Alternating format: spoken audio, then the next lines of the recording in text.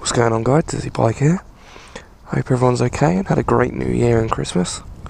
I've come out on a semi-nice day but freezing cold to ride the brand new Honda CRF1000L Africa Twin. Absolutely amazing. This bike is on loan from Gedge, Pevensey Bay. They're doing this bike for £10,500, which for another £2,000 you can get absolutely everything on it. It's got traction control, ABS, absolutely amazing dashboard layout. There's 2 extra switches, well 3 extra switches there. For the top of the range model you can change everything on it, like heated grips buttons go there and stuff like that. It's got daytime running lights on the front, which, well, LED lights I think. They look amazing if you put the full beam on. There's both of them lit up. Indicators seem to always be highlighted, which I think they have that in America. But really comfy bike. You can change everything on this, like it's got air temperature on the outside, which is 9 degrees, average speed, average miles per gallon. Up in the top, the bike revs to 10,000 maximum limiter, 8,000 just started the red line. Sounds incredible, deep sound, torque sound on this bike. Can't get enough of that. Fuel gauge is there, 2 giant indicators. On the left hand side, I don't know what that switch is, but it's got traction control warning, full beam, low oil pressure, which the bike's turned off, engine management light because the bike's turned off. On the right hand side it's got a warning saying the bike's quite hot, but that's because the engine's turned off. It's just showing you all the lights. A button there, which if I hold that down, that's now saying ABS is turned off. If I hold it down again, ABS is now back on. It's got a fuel light. If you turn the bike off, it says CRF. I quite like that. And the hiss button flashes. Honda hiss is standard. On the left hand side, full beam and low beam lights. If you push it down, that's how you flash. Up here is a button for the traction control settings to flick between them. There's 3 of them, A, B and C, A being the most powerful and let loose sort of thing, so the back tyre would spin up. A set button which goes through 3 different menus. You've got the top one, the middle and the bottom, which they all have little bits in them, like bottom is trip, A, B, C, no, A, B, and then total miles on the bike. The middle one's got all the average speed, average miles, stuff like that.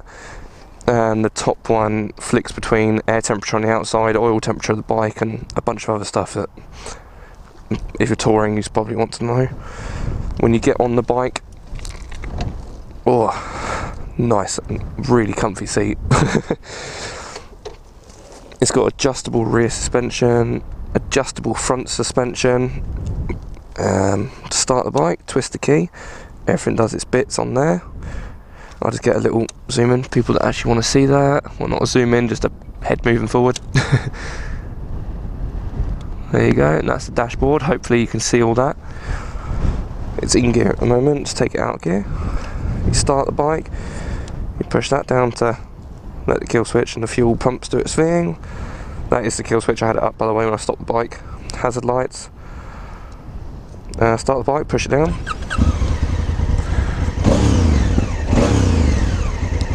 Incredible sound, just get off the bike so you can hear it. I believe, yeah, the screen is adjustable as well. Incredible looking downpipes. Nice radio as well. Pretty bit dirty, but let you get a look around with this bike, how nice it is. Good little Honda badge on the side. This exhaust is, for a standard exhaust, to sound absolutely incredible.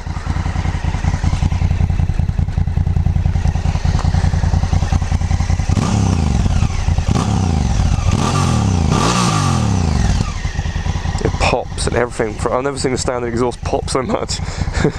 Apart from on the S1000LR, the 2015 model. That's really nice as well. Obviously a completely different bike, so we'll talk about that another day. LED rear rear brake light. Really nice indicators on the bike for a standard one as well.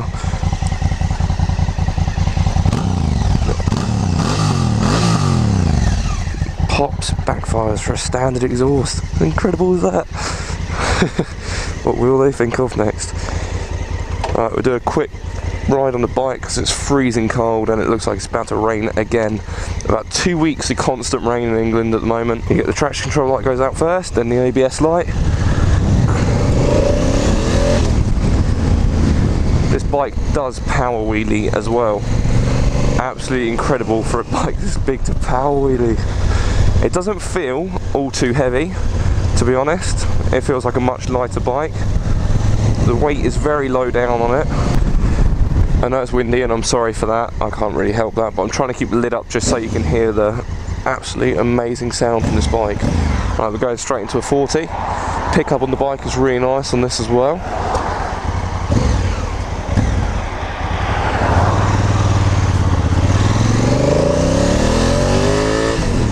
There you go, 40.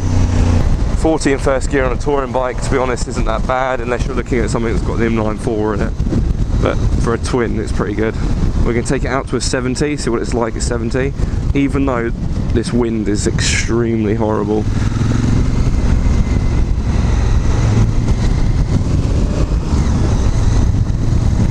Yeah, handles very well. It's not taking me, when I first got on the bike I was quite a bit worried about dropping it and things like that because it's quite tall even for me, and I'm just over 6 foot tall. Bear in mind I've ridden GSs and things, but I think it's around the same height as GS, I'm not 100% sure. These hand guards are amazing as well, they block out everything. Awesome.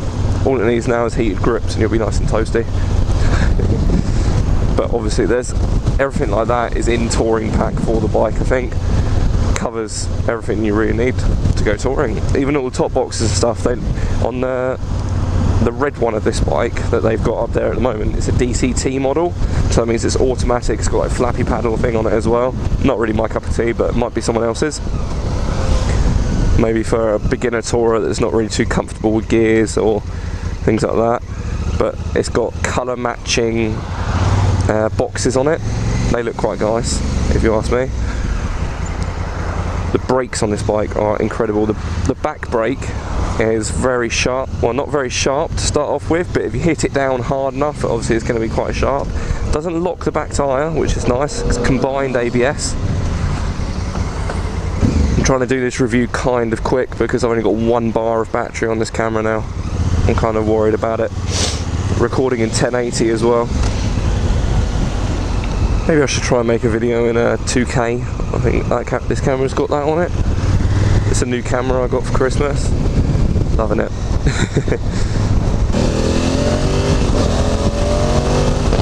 $70. Really quick and no struggle whatsoever.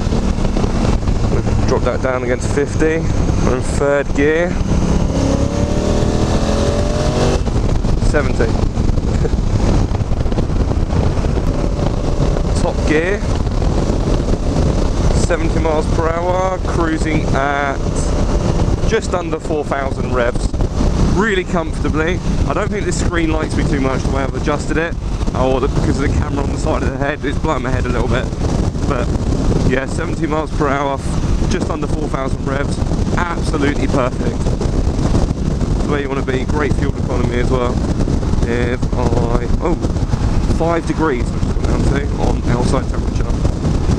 Elapsed time since riding, I don't really need to know that. I go down 196 miles on this bike, 60.7 miles per gallon I'm currently doing. Oh wait, now I'm doing 79.8. Oh, it's not. That's not the average one I'm looking at. That's the one that's constantly adjusting. It's strange. Very well balanced bike. This Honda's done a great job on it. It's been a long time coming since the last one came out.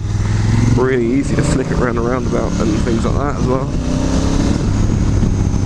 Oh, I use rear brake only. That's a very nice and smooth rear brake. There's a cop going down this road. Oh no, he's coming up.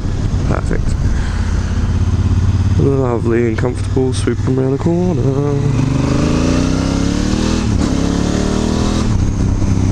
Yep, and 60. Any questions you may have about this bike, just leave a comment in the comment section or send me a message if you don't want to leave a comment. Remember to hit that like button and that subscribe button, and I'll see you again for another video, guys. Ride safe. Thank you for watching. Bye bye.